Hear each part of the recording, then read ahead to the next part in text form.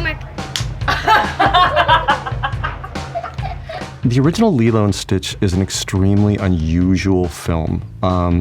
It's a very, very personal film. I came up with the idea, I pitched the concept to Tom Schumacher, the head of feature animation, and he said yes to the idea on the condition that it looked like I drew it. Because to pitch the project, I made basically a children's book.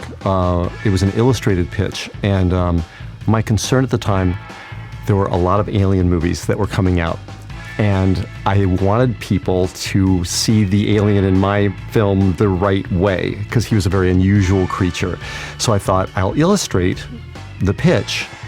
If they don't like it, I'll know they didn't like my pitch, and they weren't seeing something else in their heads.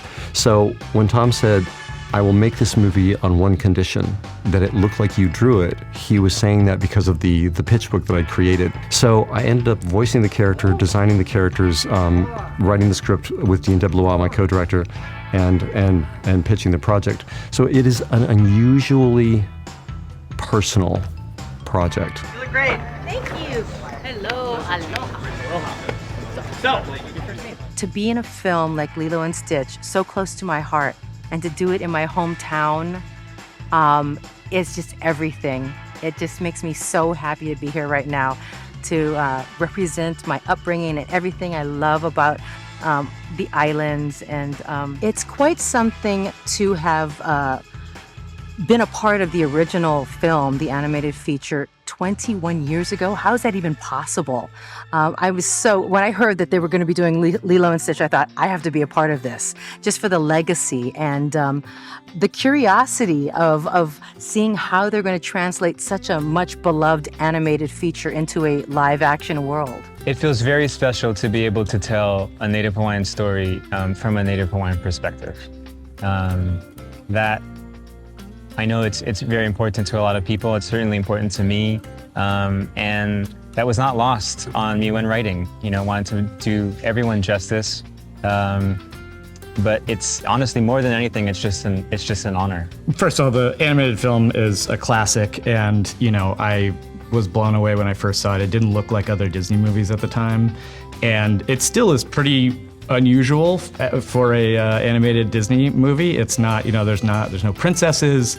It takes place in a contemporary setting in Hawaii. Most of the characters are just normal humans going about and striving for happiness. And so I felt like that made it a really perfect film to try to make a live action adaptation, because there's so much more opportunity in terms of digging into the emotional realities of those human characters and grounding it in a lived experience.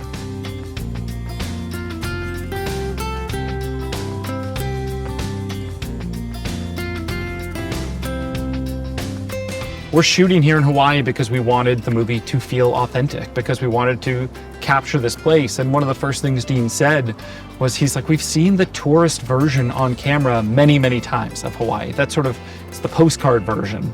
And he would sort of say, I want to see what happens if you flip the postcard around, if you were looking the other direction. What does that Hawaii look like? We haven't seen that before. And I think to the people on the island, this movie was hugely important. So we have to honor that, and it's a culture that goes back for hundreds and hundreds of years. There's such deep tradition, and it's such a rich culture that you have to figure out, how do we honor that in the right way? So not only was that bringing on a screenwriter who was Hawaiian, in Chris Bright, but also our consultants, and there was an extensive consultant team on this movie too, people on the island who had different specialties too. There's people who specialize in Hawaiian language. There's people who specialize in Hawaiian culture, even Hawaiian food. How do you make sure that everything we're doing feels authentic, that it doesn't feel, again, like the tourist version of the movie? I think that's what we wanted to really avoid with this film, because it is a really special place to be making a movie. And, again, if we're going to do it in live action, let's make sure we get it right. Hi, I'm here with Maia, who plays Lilo. Can you tell me what your name is? Maia. Maya, how are you doing today? Good. Dang. That's awesome. I think that Maia embodies Lilo in a bunch of different ways. Like, she really learned how to channel her imagination through the tools at an actor's disposal, and she, over the course of our film, I think went from being like a very charming kid and very precocious and smart to being like, honestly, one of the better actors I've ever worked with. There's a number of times where I was like blown away by her performance, which was not something that we had rehearsed or worked on. Like, it was something she brought to the role, totally separate from me, which you really don't see with a lot of child actors. When I hear working, it makes me so happy. Like, it makes my heart, get very happy. So every time when I'm working, and then I only do work for like one film for one day, I usually get a little bit sad because I want to work some more. So you're gonna pull it, ready? 1, 2, 3. No, Look what you did. You little rascal. Okay, cool. I think that Sydney embodies Nani in a number of really great ways. Sydney is like very sweet and kind. And then every time I see her, I usually hug her before she's about to eat. I want to give her some good luck for her food.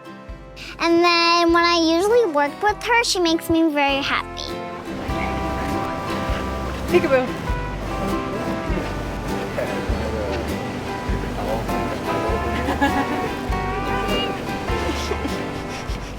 Instantly, she was just this little spunky, adorable child that she was so friendly and open to wanting to just imagine and create.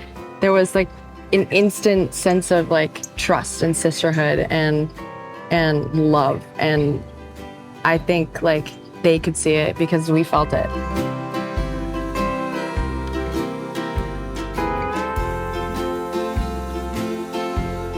Maia has not become Lilo. Maia is Lilo. She has that fire within her. When you just meet her, I mean, without any direction, they have looked far and wide for the character of Lilo. And so to find somebody like Maia, she's truly a gift because she is the character. I think really what Dean was looking for, he's like, we're not looking for an actor to play Lilo. We're looking for Lilo. We just need somebody who embodies that spirit in every way. And she would come in and she would say the funniest things, and she kept telling me I was an actor and what have I been in, and she would just sort of talk back to Dean sometimes in the casting sessions and make jokes, and you're like, oh, she's completely fearless. She's so fun. She's got this effervescent smile. She's really strong-willed. Her mother will tell you that very quickly. But she had all of that, and we'd give her a maquette or we'd give her a stuffy and say, just pretend this is Stitch, and she could go for 10 minutes showing him around her room, the sort of fake set we built for the auditions. And then we sort of got to that point where like, I think it's her, and we actually sort of put her through the paces for this very long casting session, because a lot of times you do 5 or 10 minutes with an actor and then that's sort of it for the read through. And when we did it for 2 hours, whatever it was, she never lost focus. She never lost her energy level. She has a boundless energy.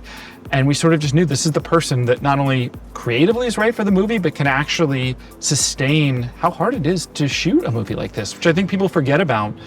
Coming to work every day for a 60+ day shoot and shooting on almost every day because she's in almost every scene. It's a lot. It's a lot for anyone. And again, for a 6-year-old, it's incredible what she's done on this film. And go, Yuri. Background. And background. Not yet. Go, So with Sydney, she actually is an older sister, and she just has this innate sisterly quality that you knew you needed in Nani. This is somebody who feels like they're wearing the weight of the world, and Sydney, I think, has had that responsibility. She's looked after her sister at different times in her life, and the second we put her together with Maia, there was that instant chemistry. There was the sort of precociousness of Maia, and there was Sydney who felt like I can sort of help her, I can sort of, guide her a little bit in this journey of making this movie, and really took her under the wing exactly as Nani would have.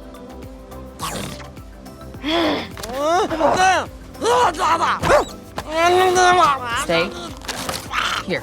She's basically a single mom at this point in time, and she's 18. She's just starting to get into trying to get the groove with, not only being a new adult, but having lost her parents, trying to deal with the grief, and also raising Lilo, who's a 6-year-old, and keeping the spirit alive like it never happened. And so she's hot-headed, she is type A, she's a go-getter, and nothing's gonna stop her from, what goes on. And obviously, a lot happens throughout the movie. Playing that dopiness as not as being dumb, you know what I mean? I feel like a lot of the times people might mistake David of being dumb in a sense. He just has this overly positive attitude, which I think people might abuse and misinterpret, right? As opposed to Nani, when I think about her character, it's loving, but it's loving internally, right? Or it's a very focused kind of loving, and this idea of protectorship is very internal. And that's where I think our characters sometimes may clash, but they don't clash, right? They're very symbiotic with each other. I also have this idea that Nani is like the ocean, the raging ocean. Sometimes it's serene. At this in the beginning of the movie, it's very turbulent and very tumultuous, right? And then David is the Aina. It's the land that the ocean leans upon. Lilo, how's it going? Look, David, I got a dog. Oh, you sure that's a dog? Yeah. So I am playing a completely different character. Mrs. Keikoa is a social worker, works for social services. She is trying to steer Nani in the right direction, give her helpful hints, and hold her accountable when she's screwing up, because otherwise Cobra Bubbles in the system is going to take Lilo away from her. So back in the day, I would be like, Lilo, you Lolo, do you want social services to take her away? But this time, I am the bad guy in a way. But the way I look at Mrs. Keikoa is that she's not a bad guy. She's not, holding her feet to the fire. She's holding her accountable because she knows that these are the skills that she needs to have within her to move forward in her life. Say hello to the bad guy. Hey, I'm not that little. Hello. We're not bad. We're just written that way. He is not a social worker at all, but that's his undercover that he is gradually learning that he is undercover, so it's a little tricky for him. And he forgets at times that he has a dual role here in order to achieve his goals.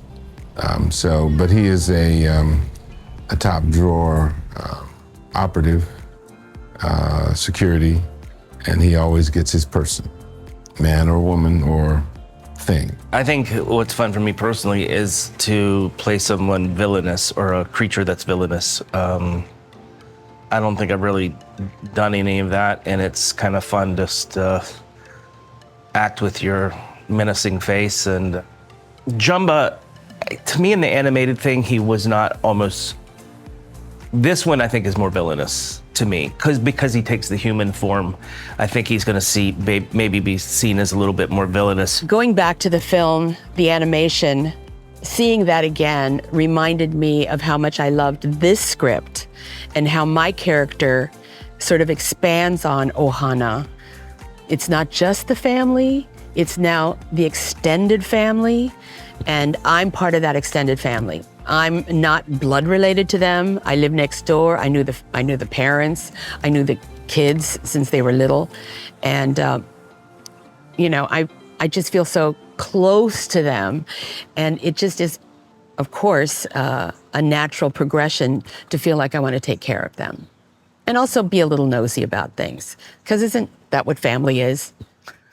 Coming back in, I'm always nervous about the endurance of my voice during recording sessions. Typically after about 2 hours, his voice begins to just dip off a little bit. It's not the easiest thing to sustain. Our sessions on this film have been about 4 hours apiece. And one of the things I think I've developed more stamina because of my recording sessions. That was my main thing. I like obviously I like the characters, I like the setting. And so anytime I can be in the proximity of the property, it's just really fun.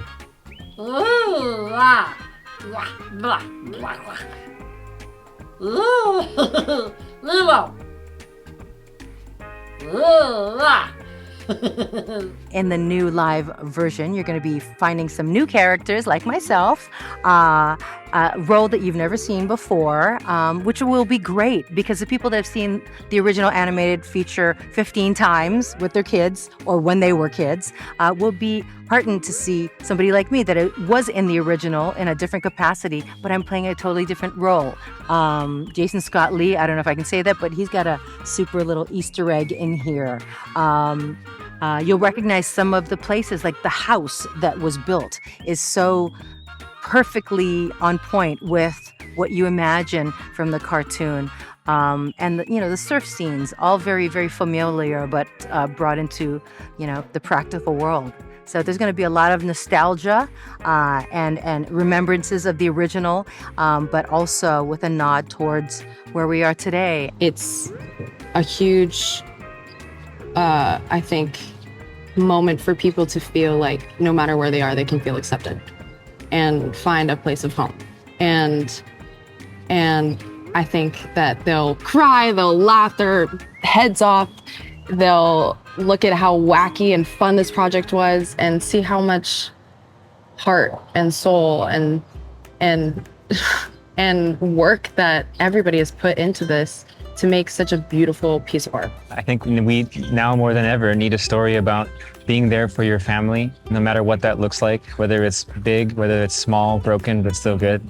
I hope that people can, watch this movie and be inspired in that way, because truly these characters inspire me, to want to be a better brother, to want to be a better father eventually, and that's Ohana is not necessarily just your family. It's also who you choose to call your family. It is that sort of perfect age of nostalgia for parents and even maybe that generation a hair under parents who grew up on this film, who want to revisit it, but want to see it sort of taken seriously. And I think that was a big thing for Dean. He wants to make a movie that, this is not a quote unquote kids movie. This is a movie that is for adults. Again, we're dealing with real issues. We're dealing with this social service and the economic disparity and all these challenges thrown at these two sisters.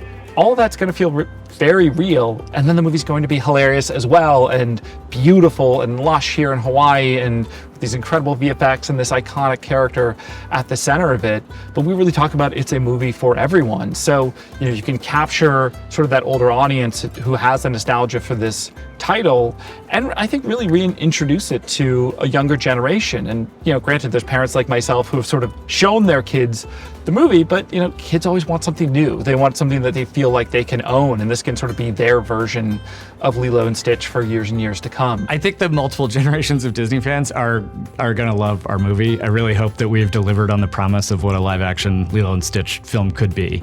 I know, I am excited by that prospect, and I would have been if I wasn't involved in this. And I hope that I hope that people are really jumping for joy at it. I think we did it. I think we did it.